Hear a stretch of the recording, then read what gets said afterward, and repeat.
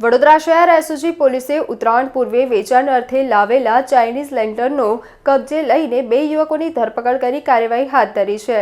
ઉત્તરાયણ દરમિયાન અકસ્માતો ટાળવા માટે ચાઇનીઝ દોરી અને ગુબ્બારાઓ પર પ્રતિબંધ મૂકવામાં આવ્યો છે। તેમ છતાંય બેધડક રીતે દર વર્ષે તેનું વેચાણ થતું આવ્યું છે।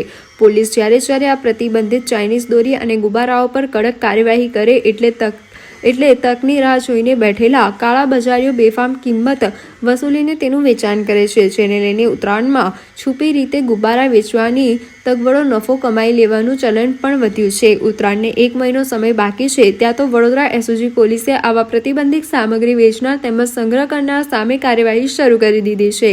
આજે પોલીસને બાતમી મળી હતી કે માંજલપુર ઈવા મોલ પાસેના રિક્ષા સ્ટેન્ડ નજીક જ્યુપિટર મોપેડ પર 2 યુવકો પ્રતિબંધિત લેન્ટર ગુબ્બારાનો જથ્થો લઈને ઊભા છે। જે માહિતીના આધારે સ્થળ પર જઈને બંને યુવકોને ઝડપી પાડીને તેઓ પાસેથી 25,000ની કિંમતના 1,000 નંગ ગુબ્બારા, 2 મોબાઈલ ફોન અને જ્યુપિટર મોપેડ કબજે લઈને કુલ 90,000નો મુદ્દામાલ જપ્ત કરી કેયુર રત્નસિંહ પઢિયાર તેમજ આશિષ પંચાલ બંને રહે ગણેશનગર ગાજરાવાડી પાણીનો ટાંકી પાસે વડોદરાની ધરપકડ કરીને ગુબ્બારાનો જથ્થો મોકલનાર અમદાવાદના વિપિન નામના શખ્સને વોન્ટેડ જાહેર કર્યો છે।